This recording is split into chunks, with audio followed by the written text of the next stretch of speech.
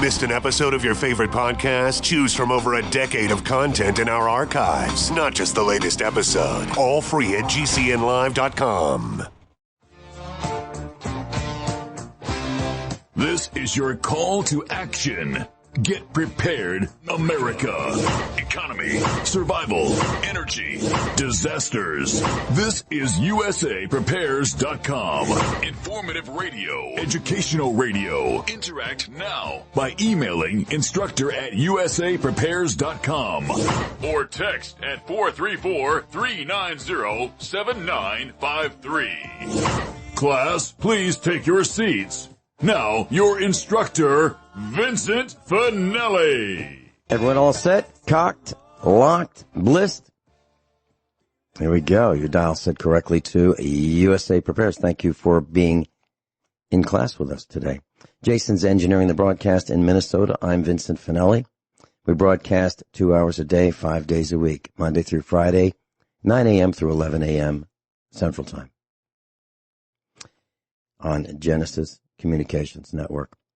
Dr. Shealy's with us. Dr. Shealy, are you blissed? Yes. You know, Dr. Shealy, there were protests in Springfield, Missouri over the weekend. I heard about that on the way in this morning. Yeah, on Battlefield. And there weren't a lot of protesters. There were blacks, there were whites, there were people of many races there. And so far, from what I understood last night, everything was fine. There was no violence. Did you hear of any violence? I didn't hear it mention any violence. Yeah. So Thank heaven. It can be done. It can be done peacefully. It can. And here in Springfield, Missouri, it was. But in Kansas City, on one end of the state, and in St. Louis on the other end of the state, not so peacefully. Dr. Shealy, I have a clip that I'd like to play. Jason is standing by, ready to play this clip. And what I'd like to tell our class is a little bit about this 35-second audio. Normally I don't do this, class, but this is so important. I think this is coming to a neighborhood near you. So this is an audio clip of cops shooting at civilians on their own porches in Minneapolis, Minnesota. The number of cops is about 20 strong. They were in black or very dark blue riot gear. They were marching down the center of the street, yelling at people to get inside, get inside, get inside. And at about the 20-second mark on this audio clip that you're about to hear, you can hear the cops say, "Light 'em up." Light 'em up means start shooting. Okay? Then the guns start blazing while the cops shoot at people on their own porches. Let me say this again. There are people on their own porches. They're not in the streets. The cops are marching down the center of the street, a show of force. They are armed, and they have these guns that have projectiles that are plastic, and they contain dye. And when you get hit with them, they really hurt. And as a matter of fact, there are people who have been injured. They have lost their eyes by the police firing, sometimes they call these rubber bullets. Well, if you get hit by a rubber bullet in the eye, it will take out your eye.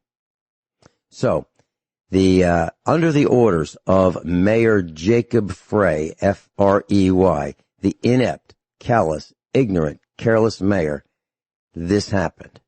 So this is why you cannot let your city fall under the stewardship of a murderer's accomplice. And that's what Mayor Frey, in my opinion, is. He's a murderer's accomplice. And why am I saying that? Because I'll tell you a little bit more about him and what the internet says about him, praising the abortion workers in his city. So we'll be right back with that after you learn about this 35-second audio clip. Jason, would you please play this? No, there's more. Look at this. They just keep coming. Oh, go inside! Get inside! Get inside! Get inside! Get in your house now! Let's go! Light them up! Go inside now! Get in the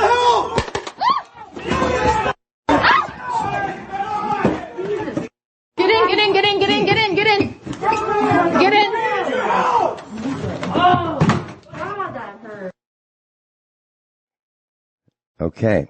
So that is literally what happened in Minneapolis, Minnesota. People on their porch, just, I guess it's not legal to be on your own porch on your own private property in Minneapolis, Minnesota. What has happened is the police are out of control, absolutely out of control. Marching down the street, telling people to get inside, get inside. Why? Why do people have to get inside? If they're on their own property and they're not rioting and there's not much going on, why do they have to get inside? Why? And well, these out of control cops, about 20 strong in riot gear with guns, started firing on people. And, I saw an image or a video of the police firing one of these marking, projectiles. So they fire it with a gun, a rifle, and when it hits you, it explodes and it lights up like an iridescent green color, like a yellow green that you can see at a distance. That's what the police are doing. Now, so who is the mayor of Minneapolis, Minnesota? Now, these are not my words.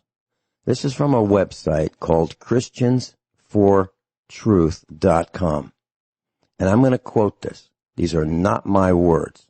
So who is the mayor of Minneapolis, Minnesota? This is an article, Christians for Truth, March 17th, 2020.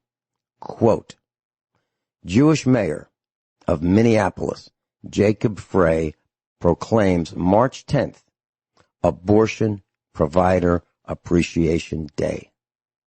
End quote. Let me do that again in case you missed it. Quote, Jewish mayor of Minneapolis, Jacob Frey, proclaims March 10th Abortion Provider Appreciation Day. End quote. The article goes on to say, quote, Jacob Frey, the Jewish mayor of Minneapolis, Minnesota, declared March 10th to be Abortion Provider Appreciation Day in recognition of a local abortion facility that he called an essential part of our community. End quote. Quote, every day abortion providers like Whole Woman's Health deliver high-quality care in the face of harassment and threats to abortion access and at the federal and local levels. Mayor Jacob Frey said in a statement, I'm proud to recognize today as Abortion Provider Appreciation Day to celebrate Whole Woman's Health as an essential part of our community. It goes on and on and on. So that, end quote. So if you're wondering who the mayor of Minneapolis is, the guy whose ineptness, in my opinion, lit the entire country of the United States of America on fire, that's him. That's the guy. That's the guy who refused to have the 4 police officers who murdered Mr. George Floyd in cold blood on the streets, on camera in Minneapolis, Minnesota. He refused to have them arrested immediately. He refused to do that. And because of that, this thing spread like wildfire across the entire country. And we here at USA Prepares, specifically me, I said many times that before the $1,200 checks came out, that the $1,200 checks were money to postpone the rioting in the United States of America. And once they started, they would not be able to stop because they were only postponing and delaying the rioting. And here we are. Now, what does that have to do with Mr. George Floyd? He was the straw that broke the camel's back. So why are we rioting? In my opinion, it goes back pretty far. It goes back to decades of, the ingredients of this powder keg were this: joblessness, loneliness, despair, depression, sickness, like COVID-19, government oppression, hunger, boredom, and the lack of purpose in one's life. And the lack of purpose comes from the miserable job that the Department of Education has done across the United States at the federal, local, state levels, in that they have removed from the curriculum things like home economics, things like the building trades, framing houses, plumbing, heating, wiring, electrical, automotive mechanics, body repair, auto body repair, and so forth, roofing. That's all been removed. And because of that, and because of people like the Clintons who sent our jobs to Asia and Mexico, because of people like that, there are no jobs for children who graduate high school to go to those jobs in the United States of America. Because of that, with the lack of training, people are bored, they're broke, there are no jobs, they're sick, they're locked down, and the oppressive cops murdered Mr. George Floyd, and that was the spark that blew this whole thing up. Dr. Shealy, any comments? Well, interestingly, before the last election, I predicted a 75% chance of civil war if Hillary was elected and 50% if Trump was elected. I don't know if this is the beginning of civil war or how far it'll go, but I think we're on the verge. And the question is it a civil war or is it a revolutionary war? In my world, I'm thinking that it's the second American Revolution has started. And I said when George Floyd was murdered, this is the second shot heard around the world. This was before the rioting. Before any of this happened, I said that this is the second shot heard around the world. The first one started the first American Revolution. This is the second American Revolution, in my opinion. Now, it could be a combination of revolution and civil war. Civil war is brother against brother. Revolution is people against the government. But I believe that this is really focused on the government because it's the police and our president. What is he thinking? If he had just paid attention in class to USA Prepares, none of this would happen, in my opinion. Well, we told him it was coming. And here it is. We told him that the supply chain would break for food. We told him about the infection with the animals. You and I have said it, Dr. Shealy, right here. We've talked about the spread of the COVID-19 virus. We said it would infect the food supply. These are all things that we've said, and here we are. We'll be right back with Dr. Norm Shealy. Plus, we're back with Dr. Norm Shealy, and I was on the phone with Lee Wickenhauser. He is for management at Genesis Communications Network, and he and I were talking over the weekend about what is happening, the rioting that's going on. He is in Minnesota, and he's a USA Prepares instructor. Normally we talk about cars and fun things, but he's got some information to share with us about what's happening as a man on the street. Welcome, Lee Wickenhauser. How you doing, Vinny? Well, it's a lot safer where I am than where you are. Well, out where I live, I'm pretty safe. I'm, probably good 30 miles away from, I guess we'll call it ground zero. I feel safer out there, but I do still have concerns, like anybody should. There's a lot of tension in the area, but I think a lot of the outer line suburbs have a fairly good head on their shoulders, I guess would be the correct way to call it. A lot of people have come together in my little rural neighborhood, and we talk about it. Even though we're supposed to be social distancing, we still do have discussions, whether it's through text or calls or just meeting at the mailbox. So that is good. So, well, let me ask you this, Vinny. What have you seen down in your area, down in Missouri? Well, I haven't left the farm, so I don't know other than what I've read and seen on the internet and videos.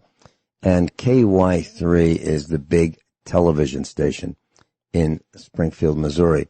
And there were some protesters, and maybe 100 on the video, and they were kind of moving and marching, and they had signs, and they related to the oppression of we the people by the police, Black Lives Matter, those kinds of things. And it was a lot of young people. I'm thinking college students, but no violence whatsoever. There's none of the trashing, slashing, crashing, bashing, busting, burning, and clashing. None of that. Just peaceful protesting. Blacks, whites, and other, other races. So we haven't had the violence that we've had on either end of our states, the western end, which would be Kansas City, and the eastern end, which would be St. Louis. That's completely different.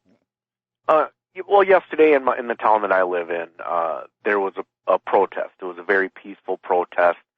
Originally, there was another protest scheduled for the same day by, I'm assuming, a different organizer and a group called Roar. That was canceled. Why, I do not exactly know, but the protest yesterday did include a small couple block march, which was very peaceful. I'm all for protest and demonstration. I want to be very forthright about that, as long as it's peaceful. I don't want to see people get hurt. I don't want to see people's property get damaged. I think if somebody wants to get a clear message out, it should be a peaceful protest. Do not, allow anger to incite riot and ensue harm to people. And what ends up happening is people have more of a level head to think and discuss. I'm not a very large social media person, but I have engaged in a few conversations over the last week about these issues.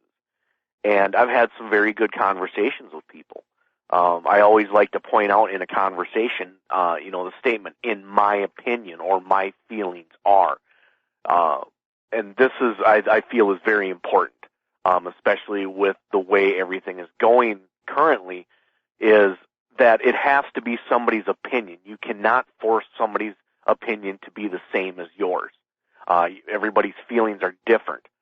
There's always a lot of similarities, or maybe somebody's is the same as yours, but you can't force that on them. That has to be something they have to be willingly be able to accept. And right now with these riots, they're trying to force change, or, in my opinion, a lot of people are just trying to act out. And it's damaging. It's damaging to the cause that they wanted, the cause for change. I'd love to hear Dr. Shealy's thoughts on what you just said when we come back, forcing change and opinions. And Lee, if it's okay with you, I'd like to mention what happened to you in the back of a police car when you went to buy a used car. And so you've seen the business end of the nightstick. We'll be right back. Dr. Norm Shealy's with us, normshealy.com, NORMSHEALY.com. Dr. Shealy's a medical doctor, surgeon of the year, and PhD times 3. Lee Wickenhauser's with us from Genesis Communications Network, upper management there, and he's a USA Prepares instructor, and we're talking about the rioting and what's happening and forcing change. Dr. Shealy, do you have any questions or comments for Lee Wickenhauser about the forcing change by we the people? No, I think it's just part of the epidemic. And I've been predicting this since it began. It was going to lead to this kind of problem. I absolutely agree, too, with the pandemic, where people have been cooped up and people are more susceptible to act out because of how long people have been, with the stay-at-home orders around the country and in some of the larger cities that were shut down. I think people have reached a boiling point, and I'd like to think that people just are not thinking clearly about the situation. Lee, would it be all right if I mentioned that car that you went to buy and the police showed up? Would that be okay, or do you want me not to mention that? No, that's okay. That's fine. I guess probably the proper way to do this would be for me to give a little background detail. Yeah, please do. Please do. I buy a lot of cars, and some are for my personal collection, and some I just, I get bored with cars, so I'll buy one, drive it for a year, sell it, what have you, find something cheap, fix it up, drive it. I went to go buy a Jeep. I needed parts and for another vehicle, and what ended up happening was the vehicle was stolen.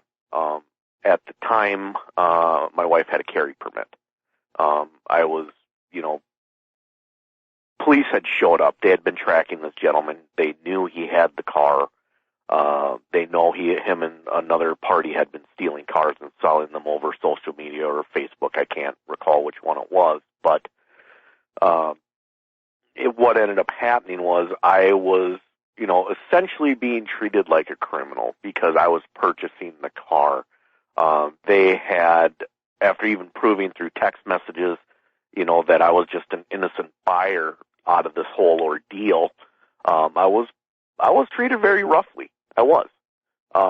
And I felt more like I'm guilty till I'm proven innocent. Meeting in a public place, I had my personal vehicle in a trailer, so I was not trying to drive this vehicle home. So, all the evidence was there. I have been on the other end of, what I would call semi-police brutality, not to the point where this George Floyd, had received, but I have been on it. It's not a pleasant feeling, but I also have an understanding, too, that under certain situations, an officer does not know what they're walking into. Also, with a military background, a person does not always know what they're walking into. Sometimes, people see on TV or they hear in the news that, this person stole a car, led somebody on a police chase. I could have led them on a police chase with the vehicle I was driving. Could have absolutely done it and killed somebody by running them over or a car accident. So I kind of understand their use of force, but I also understand, too, that sometimes they go way overboard. Lee, my understanding was that there was a vehicle on Craigslist and you wanted to buy it for parts. You talked to the guy, you asked him if he owned it, messages back and forth. Yep, he owned it. And so you went to get it and you brought your trailer and you're going to put it on your trailer. The police showed up and you ended up in the back of the paddy wagon or back of the police car in handcuffs. Absolutely. Mm-hmm. Yep. So there is one thing that, before I forget, I do want to point out that I don't think a lot of people have noticed about the videos and the pictures of George Floyd. So where he is at on the ground behind the police vehicle, how close is he to that exhaust pipe? Yeah, that's one thing. And then there's another thing. There was an image that I saw, and you could see the Derek Chauvin, the police officer who kneeled on George Floyd's neck until George Floyd passed out and ultimately died a couple minutes, maybe 3 minutes later. You saw that. But on the other side, hidden by the car, were two other officers. One was kneeling on his chest, and the other was kneeling on his posterior and legs. So there were three officers all kneeling on him, but Derek Chauvin was on his neck. So all three of them were pressing down on him. And one of them, Chauvin said, get up. And Mr. Floyd said, I will. But he couldn't because there were three guys on top of him and he had handcuffs on behind his back. So there was no way that Mr. Floyd was going to get up. So in my world, all three police officers committed that murder because they all held him down. Absolutely. And my understanding, and I'm not going to quote, or I'm not going to say with absolute certainty, my understanding is two of the officers were in training. And typically under those circumstances, from just research I have personally done, is most of the time if something like this does happen, the people that are being trained are not held accountable. I think in all situations where there is a death due to police brutality or, something of this nature, they should be charged. They are there. They're under direction and of the commanding officer or the senior partner. So I'm staring at a picture right now, and you are absolutely right. When they have, the whole picture I'm looking at, he is stomach down. There's a good reason why I'm bringing up what I'm going to bring up. His face is directed right to where that exhaust pipe is. How much faster do you think that person is going to pass out? People say it takes, longer to suffocate somebody, what have you, but if somebody's under duress, your heart's beating faster, your body's utilizing what oxygen it can get faster. So for, the time that they are on him is exceptionally shorter due to him either resisting and also taking in effect the amount of carbon monoxide this guy is taking in. I mean, and the other reason why I bring this up, how often do you see a police officer pull up somewhere and shut their car off? Never. Mm-hmm. Here's another thing. I'm looking at an image of police in riot gear in Minneapolis. Now, some of the images that you see of the gas canisters that they launch and light up, some of them are blue smoke. Some of them are pinkish red smoke. Some are green smoke. Lee Wickenhauser, in your experience, have you learned of any of the differences? I'm sure they didn't just say, well, we got some blue dye lying around, let's use blue. I'm sure blue means something. I'm sure green means something. I'm sure red means something. Like blue, you don't need a gas mask, or you do need a gas mask. Pink, you need a gas mask, or you don't. That kind of a thing.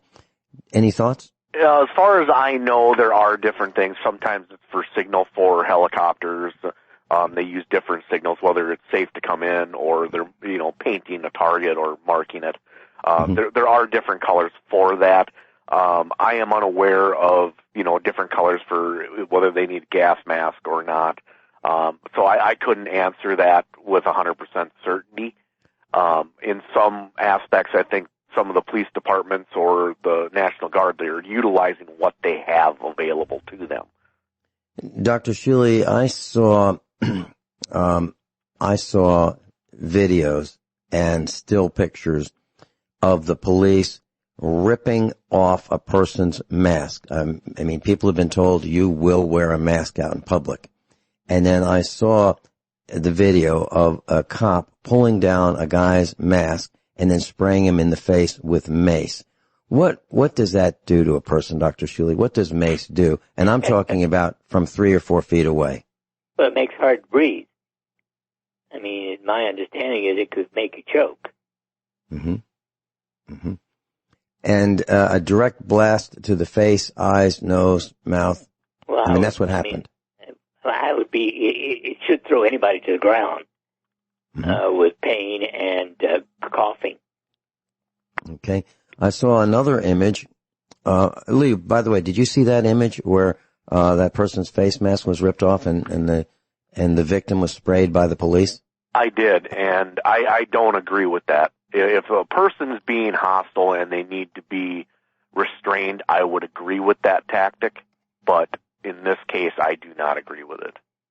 Okay. How about, Lee, did you see the image of, and it just hit the news this morning, that there was a couple in a vehicle. They were just sitting in their vehicle. The police came up on them, kind of surrounded the car.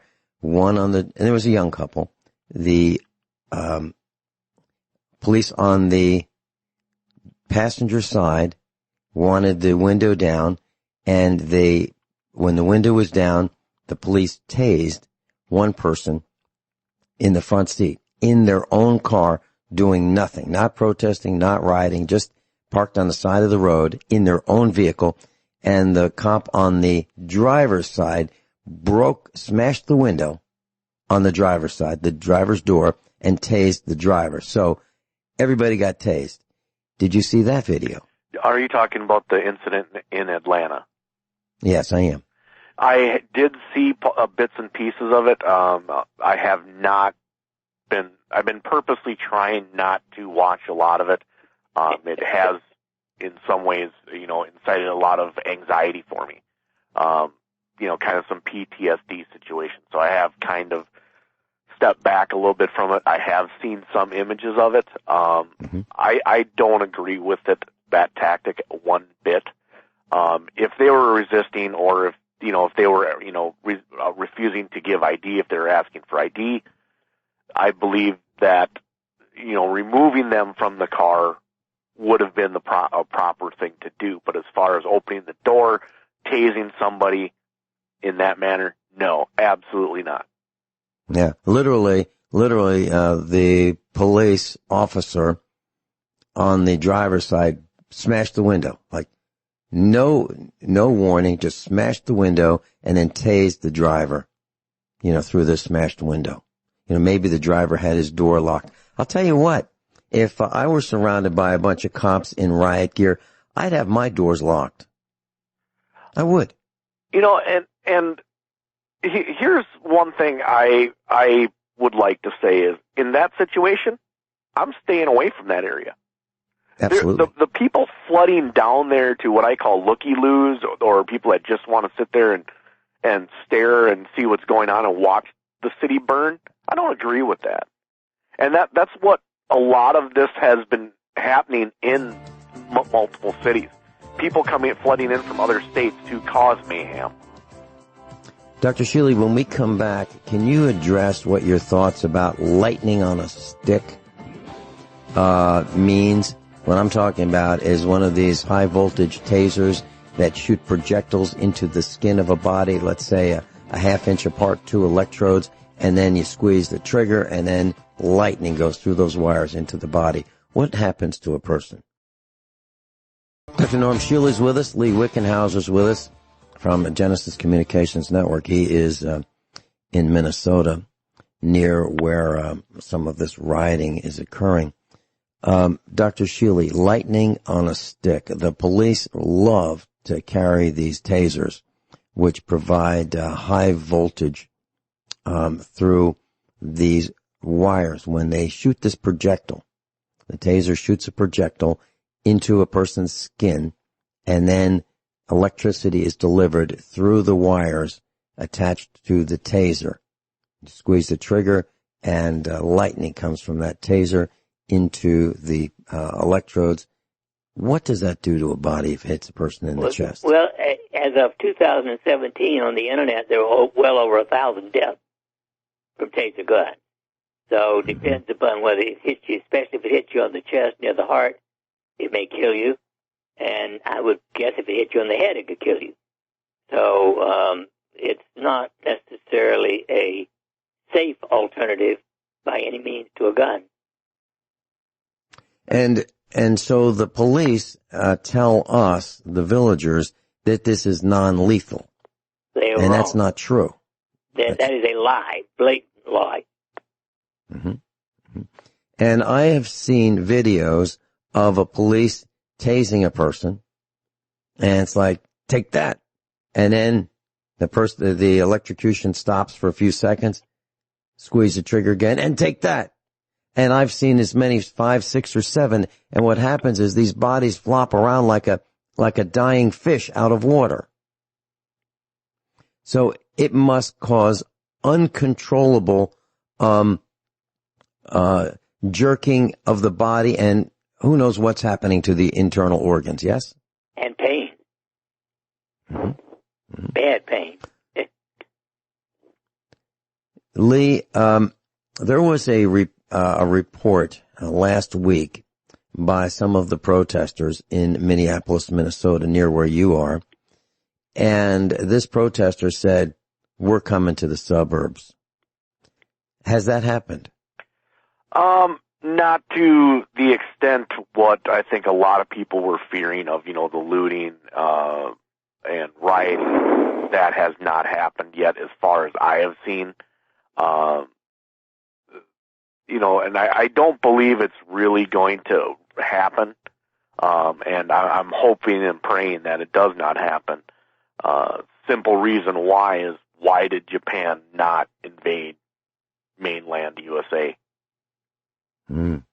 Because Admiral Yamamoto of the Imperial Japanese Navy said, and I think the quote is something close to this, behind every blade of grass is a gun.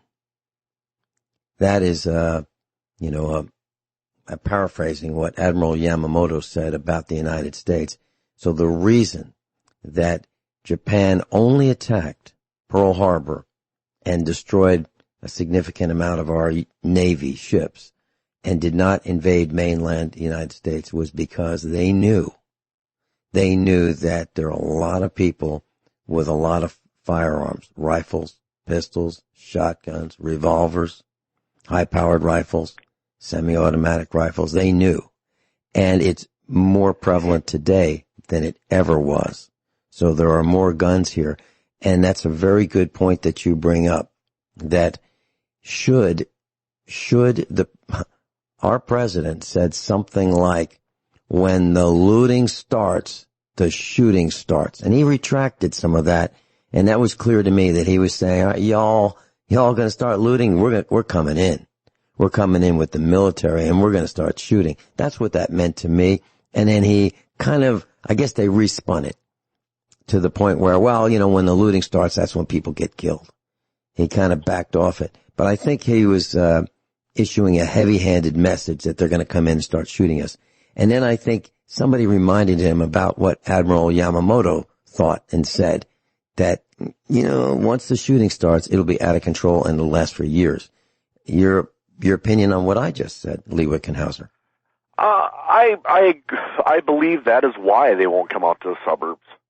There's let's just say 1 out of 7 homes has some type of firearm. If they're going to come out to the suburbs, I mean, there's strip malls and stuff like that out in the suburbs. They can cause damage to that. I get it. They'll loot it. They can loot it. But if they start coming into people's homes, the way my dad said it is years ago is people are allergic to lead. It should be a good deterrent. Don't come out here and mess with the suburbs or anywhere.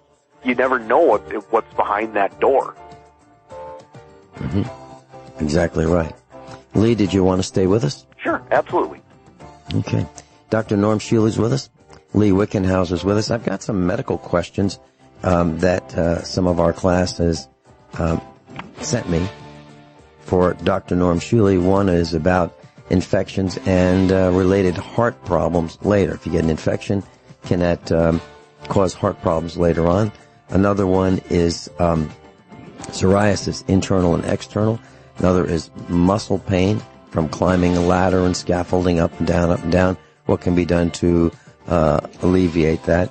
And I've got some other questions. We'll be right back. Everyone all set, cocked, locked? Hour number 2 of USA Prepares. We've been talking about the riots across the United States of America. The straw that broke the camel's back was George Floyd's murder in Minneapolis, Minnesota by the police department. And Dr. Norman Shealy's with us, medical doctor, normshealy.com, NORMSHEALY.com. Lee Wickenhauser is with us. He is in upper management, senior management at Genesis Communications Network, the network from which USA Prepares hails. We have David on hold in Illinois. And I wanted to make a comment before we get into some medical questions. And that is that there was a protester who was on camera interviewed. And Starbucks, across the United States have been burned out, damaged, looted, etc. Starbucks, the coffee giant, the worldwide coffee giant. And so the person interviewing said to this protester, "What did Starbucks ever do to you?" Why Starbucks? And I'm paraphrasing this. And the person who was protesting said, "I can't afford it." Now on the surface, that may seem like, so you can't afford it. So what? But here's what's underlying it. And I can understand why she said this. I have never been into a Starbucks. I have seen people walking around with cups of coffee. They've even come to my house with Starbucks cups of coffee, $4, $5, $6, $7 for a cup of coffee in a paper cup.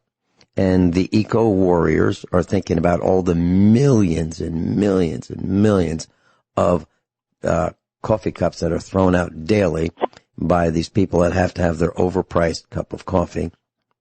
Now, I know for a fact that I can make a cup of coffee that is perfectly satisfactory to me for 5 cents. I know I can do that.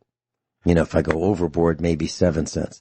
That includes the coffee and the electricity and the coffee filter if I, brew it with an electric coffee maker, assuming that, I'm not including the cost of the coffee machine. But that's only $20 and they've lasted at least 10 years anyway. So that's insignificant. But the point is, I can understand people watching others, people who don't have a lot of money, watching people go into Starbucks thinking, gosh, I could eat lunch and dinner for what that cup of coffee costs. I can see that. I can see the police going in there and getting their free cup of coffee. I can see the little people saying, how come the cops get to have free coffee and we can't even afford lunch and dinner? I can see that. And I can see the building resentment. I can see that. And that's what I think goes into, I can't afford it. Dr. Shealy, any comments about that, my analysis on why someone might say, I can't afford Starbucks coffee? No, I do understand, that concern, but I don't understand stupidity, in my opinion, in destroying somebody else's property for no reason. Mm-hmm. Well, Lee Wickenhauser, your comments. Going back to what you said about police officers, paramedics and stuff, receiving a free cup of coffee or a donut or a discounted sandwich. I agree with that. They are sacrificing their time, their security, and they're in a high-risk position. I think the community needs to give back to that. Store owners need to give back to that because they are risking their lives. I know a lot of paramedics and EMTs that are from my local area that I personally know that have gone down there to help during these riots and stuff, and they do this in other situations. They're called in for mutual aid, firefighters. I believe they've earned that. These people have earned my respect. I have bought meals for police officers that have been working a double shift. I have bought meals for EMTs, for firefighters, because they have earned my respect. They do this. This is a sacrifice that, in my opinion, the least we can do is give them a free cup of coffee. I understand the animosity behind it. Well, why does he get it? Okay, well, why aren't you making this sacrifice? It's military. I was in the military. I don't use my military background for any discounts. I don't. My thanks is to serving my country is a personal thanks to me. That I don't need to hear it from other people. I am proud of what I did and I'm proud of myself. That's all I need. I don't need the discount. Some people are all about it. I'm not. But I think in situations like that with law enforcement, paramedics, firefighters, EMTs, they've earned that. They go above and beyond more often than people will ever even comprehend. I was a volunteer fireman, and I can tell you that one thing that people don't realize about firemen is when they approach a fire, they're very, very hot. I mean, it goes without saying, but I got to tell you, it will singe the hair on your knuckles. It will burn the hair on your face and arms, and the smoke. And so I'm with you on that, and I'm with you on the EMTs, but not with the police, because the police are being paid. Now, the gore and guts that the EMTs see, the stress that they see, is really, really tough. But what's happened in my world is the police have been told, listen, here's the way I look at it.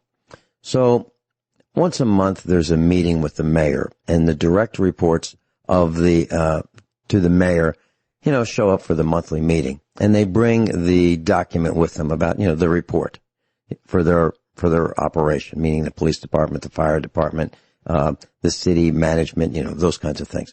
And so the mayor gets these reports, looks at them, and says to the police chief, I see your numbers are down. What's up? Well, we're helping little old ladies cross the street. We had traffic duty and things like that. And, So why are your numbers down? Well, we were busy doing other things, protecting and serving. So, our writing tickets was down. I see. But you do know that these police cars cost money, the tasers, the batons, the grenades and so forth. That all costs money. You know that, right? And then the chief says, yes, I understand, sir, Mr. Mayor. And then the chief goes back and says to his lieutenant, I had a meeting with the boss and the numbers are down. And then the lieutenant says to the sergeant, numbers are down. The sergeant says to the patrolman, the big boss met with the mayor and the numbers are down, guys. You all know what that means. I think that's how it goes. Do you think that's possible, Lee? I think it does. It is. Mm-hmm. So the people who get these tickets for, and the old story is the taillights, those kinds of things, the bulb being out.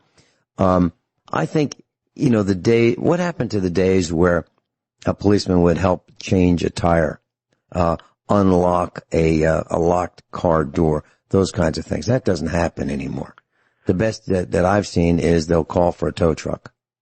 That's as close as they get. In my opinion, I think part of that is Joe Public. And I know this just from personal accounts. People have tried to sue the police department for an officer scratching their car for trying to unlock their doors. That's unreasonable. It is. It's an unreasonable issue. And, I know in my local area, officers, if it's something simple, what they use is not a Slim Jim, but they call it a simple rod. If they can do it with that, they will very quickly. Otherwise, they will call a towing company for somebody. I know I've had an officer unlock my truck keys or my truck doors because I locked my keys in my car or my truck. So I don't have any issue like that with my local law enforcement, but I do know officers have told me, that I know personally that yes, sometimes the sheriff gets on them about not writing enough tickets or, issues like that. I call them fundraisers. When I see a bunch of cops, I call them fundraisers. Yeah. David in Illinois, welcome. You're on with Dr. Shealy and Lee Wickenhouse. You've got a medical question? I had a medical. How you doing? I had a medical question. I could comment on some of this other stuff, but I'll ask the medical question first. If you want to hear the other stuff, I will. Sure. Now, I called in briefly before this virus, all this nonsense hit. We were supposed to go. I was supposed to take my wife to the specialist in St. Louis because of her glands swelling up, her lymph nodes, and we were hoping that at least this stuff would all calm down by the summer. But obviously, we have new issues to deal with now. But how long would it take? Now, we finally did get her doctor to take to do some thyroid tests, which she was going to do, and one of the levels was low. But doesn't that take months to show up if, say, there was thyroid problems or lymphoma or something sitting there stirring up in the background? Well, hypothyroidism should not cause full-on lymph nodes anyway. It's so to the point where she's having problems with the immune system. They're swelling up underneath her neck and on the side, mainly on the one side more than the other, but it's getting to the point where it's having problems. She's having problems, difficulty swallowing. Lee, let me suggest that you get a blood test called high sensitivity C-reactive protein, HS-CRP. If that is elevated, then we know it is definitely an immune problem and has nothing to do with the thyroid directly. Mm-hmm. And if you want to get that, we can always have a telephone consultation as well. Yeah, because her doctor, she's really upset with this doctor. I don't understand why. I had to go in there and ask the doctor why isn't she running these tests, and she said, I guess I could run them. Let me see. And she already had to have a sonogram on her back, and she keeps putting it down there and saying it's on her breast, and they're two different locations, and it kind of makes you a little worried when the doctor's getting all that confused in the reports. Right. Yeah, we'll definitely need to be sure at least a CBC, that's just a complete blood count, and a high sensitivity C-reactive protein. Yeah, because she did check some of the thyroid levels after I asked her to. She wasn't going to, and one of them did come back low so far, but she's only been having this issue for probably 4 months now. Dr. Shealy, for low thyroid, is there a change in diet that could help? Rarely. A tiny bit of iodine, just 1.5 milligrams a day, and stimulation of the ring of fire will restore thyroid function in about 65% of people. Okay, ring of fire, that would be a bliss oil that you're talking about, correct? Bliss oil, yes. Okay, But and how long will it... I wouldn't actually be treating that until we know what kind of inflammation is going on. Okay, are you saying that the low thyroid could be inflammation? Is that what I'm hearing? Unlikely. I think that's something in addition to the thyroid. That's why we need the information. Okay. Yeah. And that can be accomplished with a telephone call to your office with... Well, she needs the blood test. She doesn't need me to get the blood test. She can go to in-lab test down and get it without a prescription. Okay. David, that's any lab test now. You can arrange, make a telephone call in your area. And you can go to the internet and you can look up anylabtestnow.com and look at the fee schedule. Class, Dr. Norman Shealy is with us, normshealy.com, NORMSHEALY.com. Lee Wickenhauser is with us from Genesis Communications Network in Minnesota. And David in Illinois is with us. So, got 4 USA Prepares instructors right now, and the phone's ringing. And looks like another instructor, Kathy in Ohio, is calling in. So Kathy will be with you in a few minutes. David, do you have any more comments? Yeah, you were talking about these, and the other individual. I'm sorry, I'm not good with names on the first basis. But he was talking about the reason why they don't go to the suburbs because there's a lot of guns. Yeah, there's a lot of guns in the suburbs. But unless you've been in a city, in them cars with them guys, in the big cities with the badges, you don't realize how many guns are in them cities. I mean, the first time they started taking me and I had to sit in them cars on New Year's Eve, I would walk around that area in them areas during the day. And you see apartments, you think nothing's it's safe, nothing's here. Once that New Year's Eve came, it was like you were in a combat zone. I mean, there's automatic weapons and they got everything. And if they're not using the weapons that they have, I think they're showing some restraint. But as far as that goes, David, let me explain for Dr. Shealy and Lee Wickenhauser and Kathy and our class what you're saying. Previously, you have told us that your father was a corrupt police officer, and that he put you federal level, yes.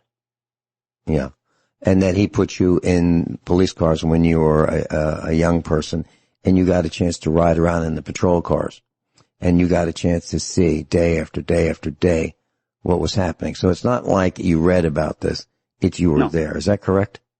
Oh yes, it started at 7. Matter of fact, at 7. I was, instead of being in school for the next year and a half at that time, that's my reading and educational material was homicide case files. So that's a little shocking to see. And I've told you the first case file I ever seen where those people cooperated and they still raped the young girls and the mother, and the husband lived. I don't know how long he lived, but he lived to say, yes, we even cooperated like everybody told us to. And when it was a burglary. And they killed all 3 of the females anyway. Class, so for those of you who haven't heard David on the broadcast with us, he was in the sights of John Wayne Gacy, the mass murderer, and David and his boyfriend. When I say boyfriend, I don't mean sexual thing. I mean that's what we used to call. That's what I used to call my friends who were boys when I was growing up. They were my boyfriends. I had girlfriends and boyfriends, and none of us was a homosexual. So when I say boyfriend, I don't mean anything sexual. It's kind of sad that we have to say that. With the whole situation, with that situation and everything we've seen and found, that should have been reported that day.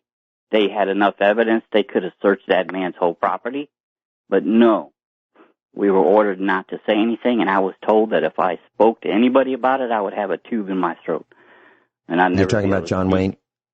You're talking about John Wayne on that Gacy? situation. Yes, we tried. Yeah. We tried to, because everything we found there, we even found fresh teeth, bloody clothes, and he was not going to want us to leave. Any other comments, David?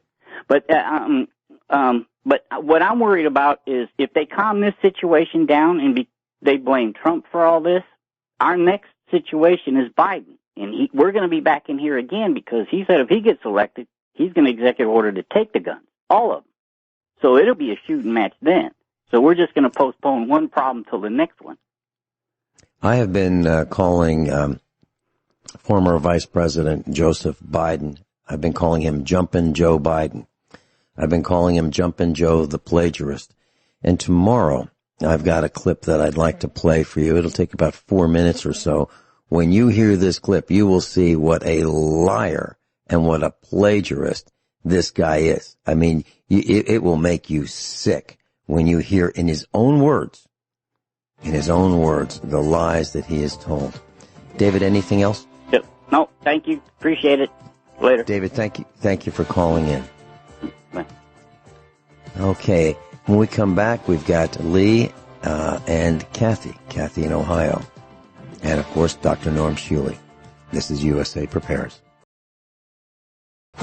Dr. Norm Shealy is with us. Lee Wickenhauser's with us. Kathy will be with us in just a few seconds. Dr. Shealy, do you remember when I was first broadcasting at the station in Springfield, Missouri, and I was really nervous, and you decided that I needed some bliss? Do you remember how my knees were knocking?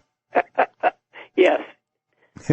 Well, I got a quick story to tell about Lee Wickenhauser. So I know Lee Wickenhauser. He's been to the meetup. He's been to the Get Prepared Expos. And, he came from Minnesota to be with us here in Missouri. Well, so I would ask Lee for well over a year. Lee, would you come on the air with me? Let's talk about radio, how it works. Soon. Sure. I'll do it soon. And then I'd ask him, months later, Lee, will you come on the radio with me? Soon. And, this would go on for a year or more.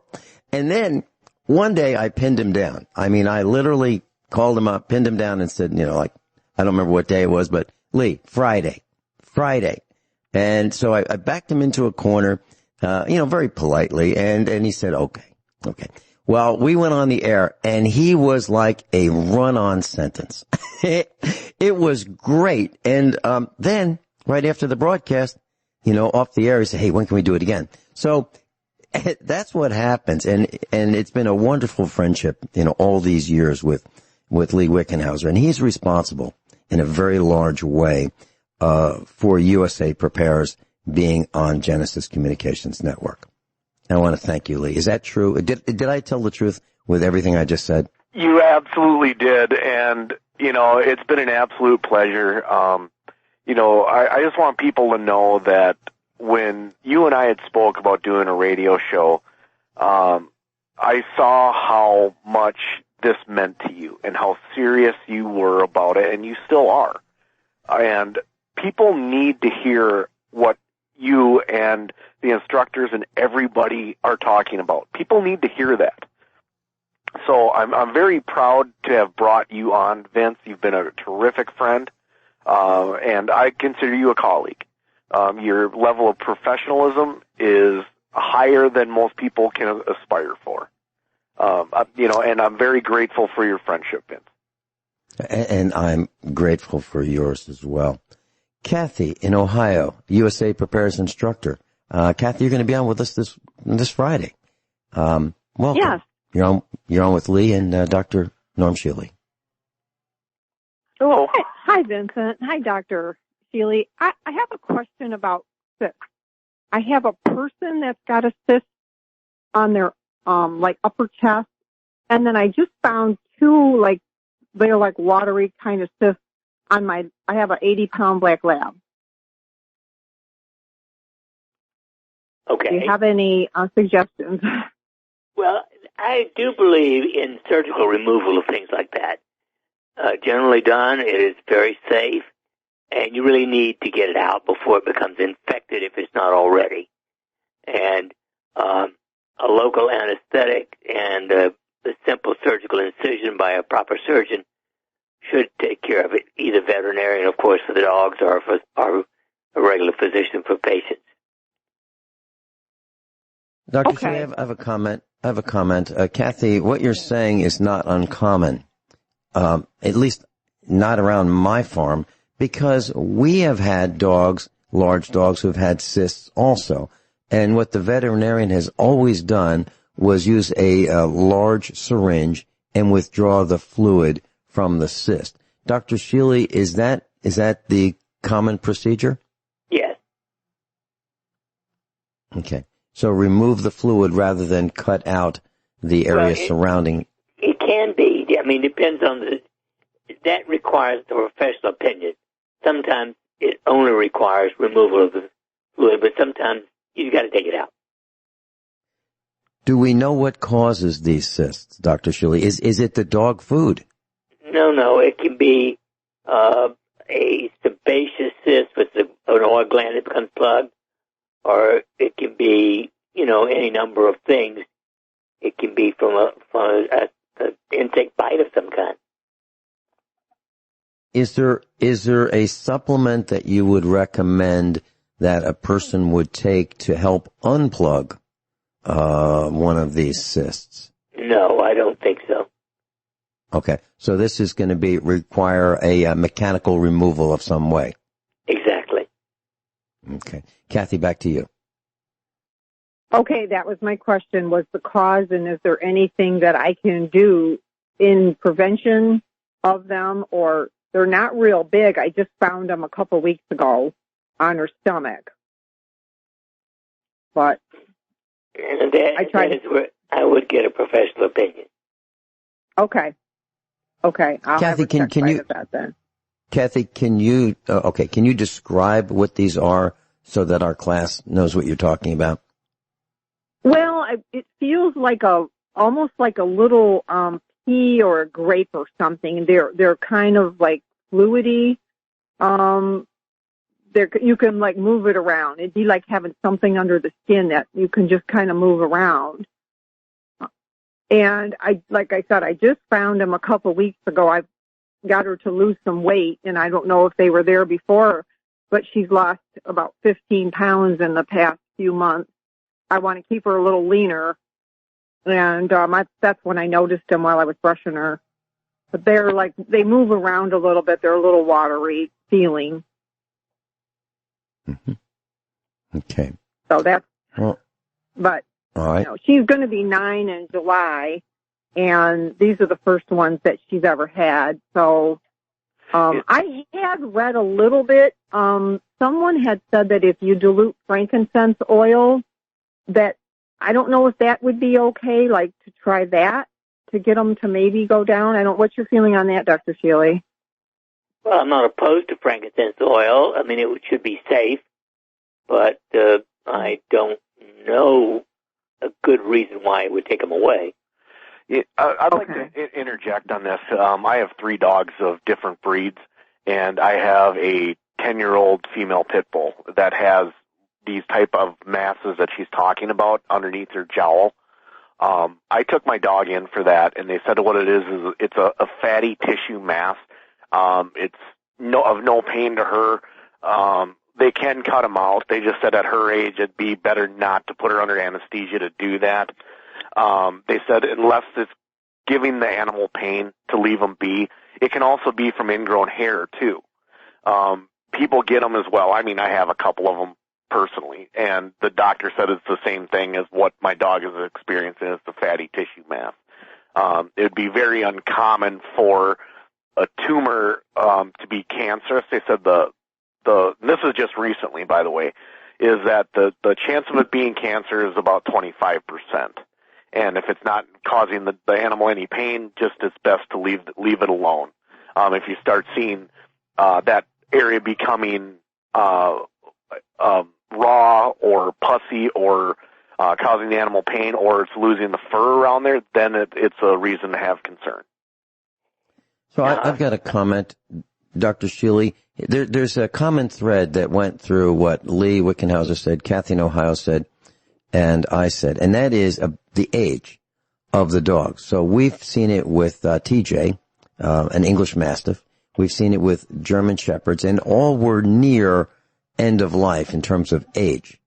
They didn't die immediately, but, they were up there in, the 80% life expectancy range. That's what I'm hearing. So does that bring any more information to you, Dr. Shealy, as to Well, interestingly, now that you mentioned the lipoma, see, I wouldn't think of that as feeling like a cyst. A lipoma, to me, has a more solid feeling than a cyst. It is tissue, and it is somewhat soft, but there's a very big difference in human beings. I don't know dogs. In human beings, a big difference between a regular cyst and a lipoma. And what is lipoma, Dr. Shealy? Well, it's actually a fatty tumor, and they're not uncommon. I've had 2 of them removed from my own body. One of them 50 years ago and one of them a couple of years ago. Mm-hmm. Okay. Any other questions, Kathy? No, that's all I wanted to know. I really appreciate it. Thank you, Dr. Shealy. Thank you, Vincent. Thank you, Kathy. We'll see you on Friday. Okay, thank you. Bye. Bye-bye. That was Kathy, USA Prepares instructor, and she brings us tips for survival, tips for saving money, tips for thrift. She really knows her stuff, and it's delightful broadcasting with her. So who's Kathy? Well, Kathy is a USA Prepares classmate, and she decided that she would call in, and I liked her so well, I called her off the air. We talked about having her on the air, and she talks about canning and just so many things that you can do right now to save money, canning, gardening, etc. Dr. Shealy, any comments so far about some of the things that we've talked about? No. Okay. Lee, there was a tractor trailer that was a tanker, and it was on the interstate, and this thing was going full speed near Minneapolis, downtown Minneapolis, on Sunday night. And the video showed this massive rig speeding down I-35W, the I-35W bridge around 6 p.m., when local protesters were all over the bridge. And this thing was flying down the road, and people scrambled to run out of the way. And we don't know if anyone was run over, but there could have been 100 people mowed down by this tractor trailer. And the tractor trailer came to a stop, and the protesters yanked this driver out of the rig and beat him up. Did you hear about that story? I did. And any comments? This was wild. I mean, this was real serious. I'm a person of, I don't like violence. Obviously the truck driver did something they shouldn't have done. And, maybe it was just miscommunication, but, my understanding is the barricades, he drove around them and went through. He's very fortunate he did not run anybody over. It's my understanding is the Attorney General is looking into pressing charges. I don't think they should have pulled him out and beat him up. They should have detained him in any certain way they could, whether it be a vehicle blocking him or, human chain or something like that. In my opinion, the driver, at some point definitely feared for his life. I know I would. And it's a very scary situation. I don't agree with either side of it. The driver should have known better. Maybe he just, my understanding is it looked like he had a Russian name, so maybe he wasn't understanding a GPS or he couldn't understand English very well. We don't know. Not enough information has come out, so it's kind of hard for me to speculate, what was either going through his head or what the actual case is. Dr. Shealy, did you see or hear of the video of this man who was driving down the road? And I don't know where it was, but it was a senior, and he got out of his car, he pulled out a compound bow and arrow and started aiming it at protesters. And I believe he said, all lives matter. And when he started aiming it at protesters, the protesters took him down, beat him up, turned his car upside down, and lit. So, class, over the weekend, a man showed up in the middle of a Salt Lake City, Utah protest. And he decided he was going to help out the police. At least that's what has been reported. So he jumped out of his car, and he's a big guy, middle-aged guy, some white and salt and pepper hair. And he decided he was going to help the police. And he pulls out a compound bow and arrow with one arrow. And the protesters didn't appreciate that. So he's got the arrow. He's, not quite ready to launch the arrow, but he's ready to. And the protesters see this. They surround him in his car. They start throwing things at him. They beat him up. They turn his car upside down, and they set his car on fire. So he was surrounded. Now, obviously, he really wasn't thinking this thing through, because and they say in the report that he had weapons. Well, the one he pulled out was a bow and arrow, and he ended up bloody and bruised. Dr. Shealy, any comments? I mean, this is nuts, right? Yeah, that's the kind of thing you could say. I mean, nobody in a right state of mind would take out a bow and arrow in public towards anybody. Well, if someone pulled a bow and arrow out and had the arrow ready to launch, I would consider that a threat for death. Oh yes. I think he got his just desserts. Yeah. If he pulled that thing on me, I would have responded a little bit differently. Lee, any comments about this? Did you see this image as well? That I did not see, actually. Okay. Well, so this guy's kind of he's a barrel-chested guy, pretty tall. I'm thinking at least 6 feet tall. Probably at one time he was in pretty good shape. He's a little slow with the bow and arrow, but he was going to show these protesters how it goes, and it didn't work out so well. Now, he didn't have one of those. It looked like he just had a pointed tip arrow rather than one that would slice and lock in place. But it's a compound bow. That arrow would go right through a person, depending on where it hit him, and do some pretty serious damage. And this guy, it's just one little bit more of escalation.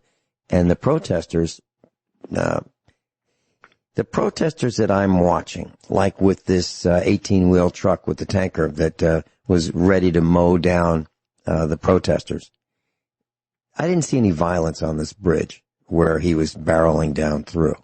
It looked like he could have mowed. If they didn't move out of his way within 2 seconds, the way they did, he would have mowed down maybe 100 people, literally, with the 18-wheeler.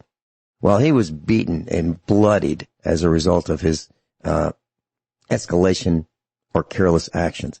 And so I have a comment for our President Donald Trump, and that is, Mr. President, these protesters a lot of them are very young, and they're very spry, and they're agile, and they're athletic. I suggest that you think very carefully before ordering any more of the military to be involved, the National Guard. We know that 11,000 have already been called up and are on the way, if they're not there already, to do whatever they're going to do. And I suggest you think very carefully before you escalate, because once the real lead bullets, the full metal jackets, the frangibles, and so forth, and these armored weapons of war, these vehicles, before you start deploying those, I suggest you consider de-escalating rather than escalating, because there are a lot of Americans with guns, and if this escalates, this thing could last decades. Decades. Any comments, Dr. Shealy? Well, I think you're right. We need to quiet down the excess crap as soon as possible. Lee Wickenhauser, your comments. I think it's going to take a very large broom, proverbially, to clean up this mess.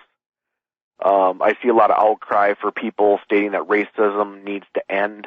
I see a lot of people stating white privilege, but what people don't understand is if you are out there chanting ending white privilege, it's still putting a label on color or people of color. And it's still racism, no matter what. And I hate to say this, I really hate to say this, being I am a minority. Racism cannot ever be abolished 100% because there's always going to be somebody that says, okay, this person's white, they have privilege, I don't like them. Or this person is black, I don't like them. Or they're Mexican or Hispanic or they're Asian. People are going to form their own opinions. That's part of our constitutional right. Is it right to act out on it in a racist manner? Of course not. People need to understand that and just come together as humans and live life. One quick comment. I don't know if you both saw this or not, but there was a guy who looked like a police officer to me in terms of body build and poise. And he took a hammer. He had all black on, black socks, black boots, black pants, black shirt, black everything, face mask, hat, gas mask, and an umbrella. And he went to an AutoZone in Minneapolis, Minnesota, and he knew exactly how to do it. He just hit with the claw of the hammer and broke every window within 10 seconds, and then left. And the blacks are saying, "Are you a cop, man?" He set it up for looting.